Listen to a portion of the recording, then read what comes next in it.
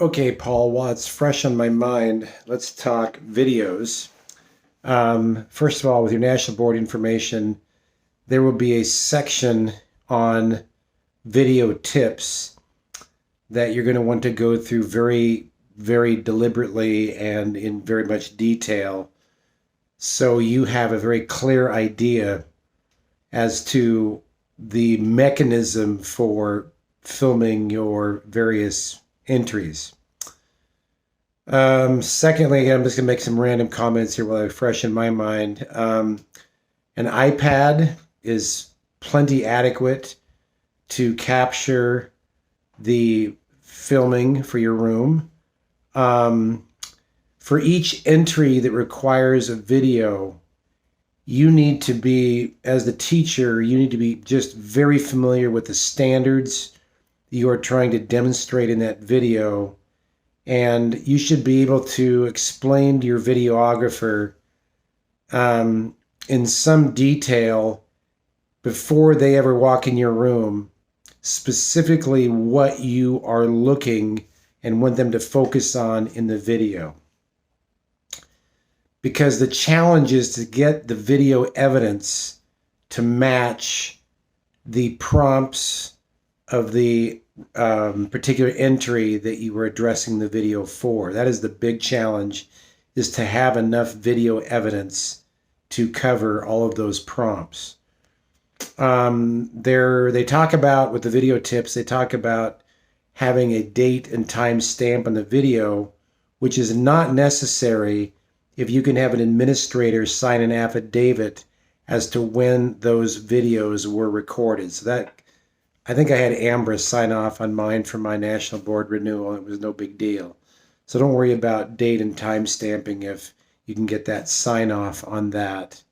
The other thing about videoing, again, just things come to my mind, are the permission slips. Extremely important. You want to get every student and their parent to sign off on the disclaimer form before you ever videotape that particular session. So that'll be one of your big challenges early in the year once you have your rosters set and you kind of know which classes you're going to videotape.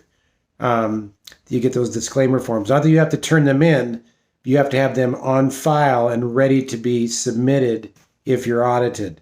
You do not want to play the game of hoping you'll never get audited. And if you have one student that declines to be in that video, they cannot be in the video. So make sure early on you make a priority, maybe make a game out of it. This is money. So buy each kid a candy bar who returns their form. I don't know, something highly motivating to get those back quickly. And budget some money for that. Budget some money for your videographer because they're doing a big service for you.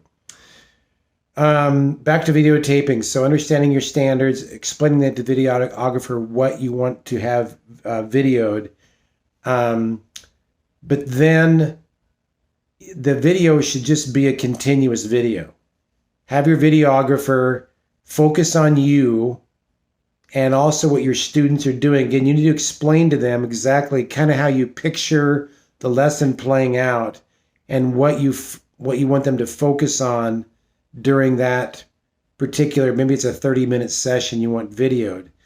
And in the particular entry you're videotaping for, there will be parameters like, can you include 2 edits? Can you edit the video or clip it in 2 different places, for example? Or can you have 3 different video segments or whatever? There will be explanations in each of your entries as to how much editing can be done. So for example, when I first did National Board, I had most of my entries where they had to be 20-minute unedited videos, continuous. That was super challenging to get everything in that I wanted in that 20-minute unedited segment. And I think since then they have allowed edits or different snips of various videos. So if you have a continuous video that somebody's doing for your class that's maybe way more time than what is allowed, that's okay, because you can take your best maybe 3 segments of that video. Now, I had a guy that claimed to be like a substitute teacher to me. He goes, oh yeah, I can videotape for you. And and let me videotape and blah, blah, blah. And it was just a nightmare because he had like these great segments and I'm teaching and the kids are responding. It's great evidence. And then after 3 minutes, he just went off and shut it down. Well, that doesn't help for editing. So I should have explained to him, and in retrospect, just to keep the camera on me. And if there's something important the kids are doing, to focus on that while I'm talking. But have somebody videotape and be able to explain to them, like I said before, in detail what you're looking for and what you want them to videotape during that particular class period. Don't use these, and I forget the software we have that new teachers use, where you wear the lanyard around your neck and it's like a robotic thing that tilts and follows you around the room. I never could get the sound to work on that. And whenever I turned my back to the robotic spinny thingy, it lost it and it would go to the wall. I personally wouldn't waste my time with that thing. I tried, I couldn't get it to work the way I wanted to. It's best to have a human being with an iPad is just fine, with a continuous roll through that class period. And you can go back and figure out if that's going to be a take. And here's another thing. Don't expect the first time you videotape to be the one that works for you. It may be not. You may end up videotaping 2, 3, 4, 5 classrooms for that particular entry before you get the one that you want. You have to be very selective. And I remember going through this over and over, and it was so frustrating until finally I had a class period. Actually, my national board colleague came in to videotape, and it was beautiful. It was like, this is going to work great. So don't shortcut or just settle on some video. You'll know if it's a keeper or not after you watch it, after you go back and reread all the prompts. And by the way, we should talk too about how to prepare your papers, the strategy in the papers and how you embed the prompts and respond to them. You may end up like I did with an 18-page rough draft that you have to wordsmith down to 11 pages. That's fine. Okay. Videotaping. You will get some inappropriate, you'll have kids making faces or they're on their cell phones or whatever.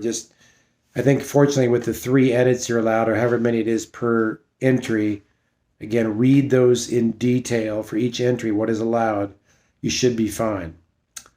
I'll probably think of more by the time that we meet after the 11th, I think it was, which is the end of my state conference. But those are the immediate things that come to mind about videotaping. And again, it's all feeding into evidence of you meeting your standards, and specifically being evidence related to your writing on that particular entry. Also, they talk about making sure there's no identifying information on your walls, like what your name is, what school you're from, that kind of thing, or that could identify individual students. And it talks in the writing about how you reference, the boy in the first row with the blue hat or whatever in your writing without actually using their name, all those kind of things. But that's the initial piece of what comes to my mind as far as videotaping goes.